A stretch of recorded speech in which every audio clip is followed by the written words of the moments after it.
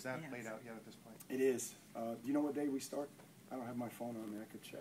Spring game is scheduled for the 14th. Does that make us? Does that make us late? April? Does that make us a late? Similar schedule last year. Yeah. Sure. Okay. Is Awali coming back, or Jomo? So I'm sorry. that might make us late, right? I don't know. I mean, some. I mean, I think last year a couple of the You Florida see spring schools games in finished the last the week week, of April some the week places. before us.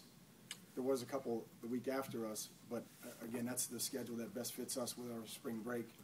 And then your question was. I'm sorry. Yeah, I just want to know if Jomo is coming back. Well, again, he's got to go through an NCAA process there, but Right. we have confidence that he will be back. Yeah. And the other thing is, I'm not sure how the recruiting rules are. Are you allowed to go? Or maybe you are to the high school playoff games. Yeah, the problem with that, Susan, is that we're hosting.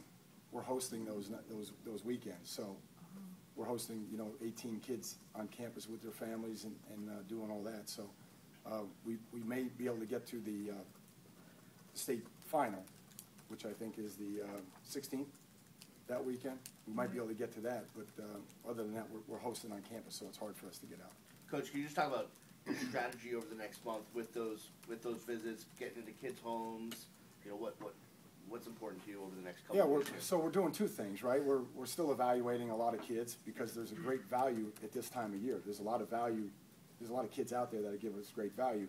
I think I can't say their names, but you guys know we just got a couple commitments that I think are great players. I think kids that are great value. Now, they may not be 5 stars or whatever, but we obviously we have a strong conviction on what kind of players they are, what kind of student athletes they are, how they play the game. So not only are we recruiting and making sure that we're holding on to the kids that are committed to this class, we're also evaluating. So there's really two things going on, and again, that'll be it's a challenge to do that. How do you handle kids that say, "Oh yeah, I'm a soft verbal, but I'm still going to take my trips over here," or Yeah, if they're looking, we're looking. I mean, you can't. What we can't do is we can't screw up in this class. We can't. We have to have a full class. It's going to be a big class. We're taking one at every position basically, no matter what. So if a kid's still looking, we got to make sure that we hedge our bet and make sure we have a plan B if they do leave. But again, it's about having a relationship. It's about communicating with the high school coach, with the parents, and just trying to stay on top of it. How do you feel about kids playing in all-star games out? The high school kids that obviously they're not signed, but that are committed, or how do you feel about them playing those games? I'm okay with. We support. If they want to play in a game, usually not more. They can't play more than 2, I don't think, by rule. But I think if they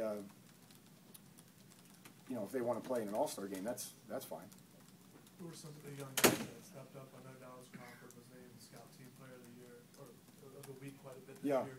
Besides him, or talk about him and some of the other young guys that you're looking forward to seeing. Yeah, I think he grew up a lot. I think certainly, Eddie Johnson, kind of grew up as the season went on. I thought Gianni Paul grew up as the season went on, especially late. He just, with Sean and those guys playing inside so much, he just didn't get an opportunity to play as much as he would like. But I think he was certainly a better player towards the end. I think Corey King is really doing a nice job, and growing up. And again, I'm going to leave somebody out. I always do when you guys ask these questions. But I think there's a good group of kids there that are good kids, good hard workers that have made a lot of progress for us. Another question: the defensive style of play that you played with, maybe a lot of zone coverage on the perimeter. Is that the philosophy you'd like to go with, or was that based on personnel? Oh, it's definitely based on personnel. Yeah, I mean, like I said, we had to make a lot of shifts there at corner. And if you don't have veteran corners, it's hard to play cover 1. It's hard to play blitz coverage, man to man. So we would definitely love to be more aggressive on the back end.